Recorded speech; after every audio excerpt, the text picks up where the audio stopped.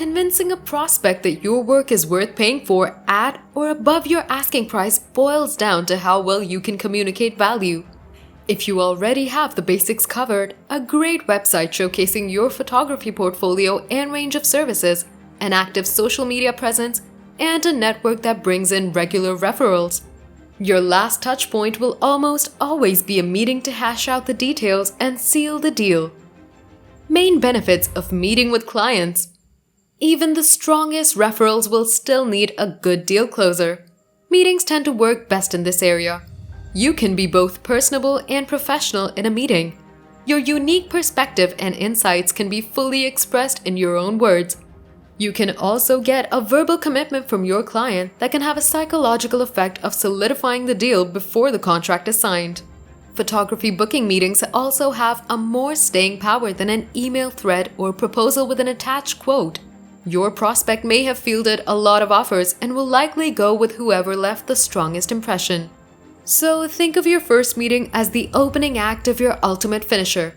Your goal is to assuage any doubts that your client might have about their project, budget, time, feasibility, and persuade them that you're the best fit for their specific needs.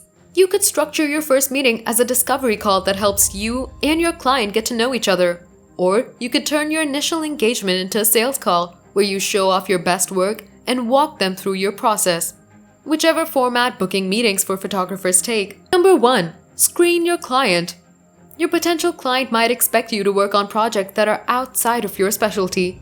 While a bar mitzvah may not seem like a stretch for a wedding photographer, an aerial drone shot of a pelican migration might be too far out of scope.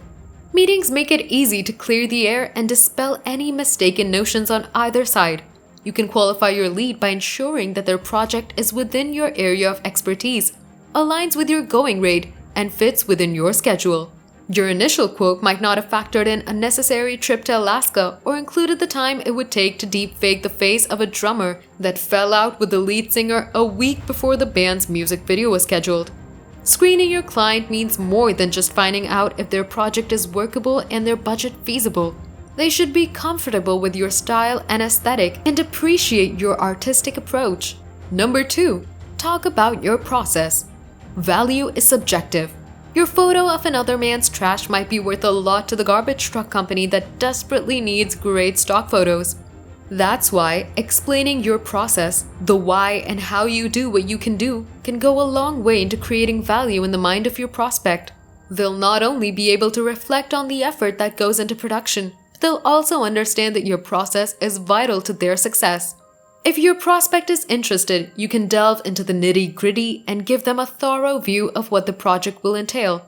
If they're not so keen on details, give a broader outline and show them that you have a vision in mind that closely aligns with their goals. Knowing how to direct the conversation and keep your prospect engaged is an art form itself, but you'll get better with practice, and for that, you'll need to book even more meetings. Number 3. Explain why your experience is relevant. Unless you've honed in on a niche that few have experience in and your clients aren't simply interested in online booking for photographers, engage in macro Lego shooting. You'll have to explain why your unique experience makes you the right person for the job. Your experience doesn't have to be out of the ordinary. Your prospective client already knows you can do the job once they've seen your portfolio.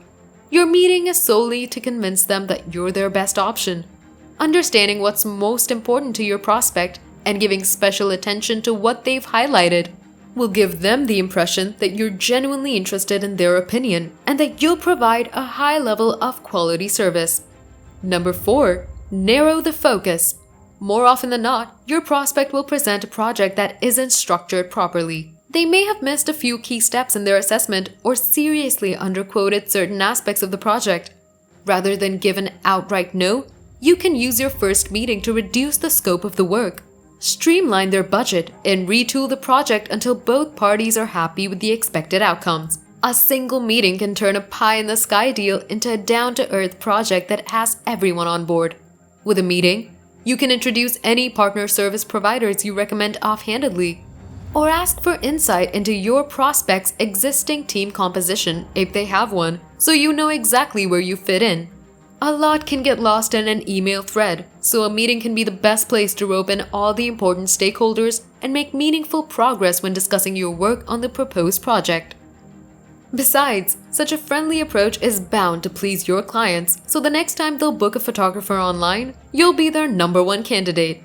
Number 5. Negotiate agreeable terms. It's harder to say no in person. That makes client meetings easier and harder to deal with. You'll want the terms to be favorable to you while still keeping your client excited about what you're offering. Compared to conventional sit-down, emails are terse and tend to look more like checklists than ongoing conversations. If you arrive at the table prepared with background knowledge of your client, an estimate of the cost of what they're looking for, and notes on prior conversations, then you'll be a much better negotiator. Meetings often also have both the nuances of body language and intonation. You can usually tell if your prospect is interested or if they just can't wait to end the meeting and book a photographer online from another company. Use your meetings to test boundaries. Suggest additional services that you think a client might like and see if the idea catches on. Once you've established boundaries, you'll know which areas your client is flexible with and which areas you'll have to tiptoe around. Number 6. Get a commitment. If the person you meet with is calling the shots and they like your pitch, push for some kind of commitment. Every meeting should end with an actionable step. Book a follow-up meeting if needed. Send a quote or an invoice. Share a draft of a contract, or summarize what was discussed in neat bullet points that will help your prospect recall the conversation and feel more empowered to quickly make a decision. If you follow the outlined steps, you'll be able to close more deals in your first meeting and negotiate better terms in your follow-ups. That's it for the video. If you enjoyed it, kindly like the video and subscribe to our channel.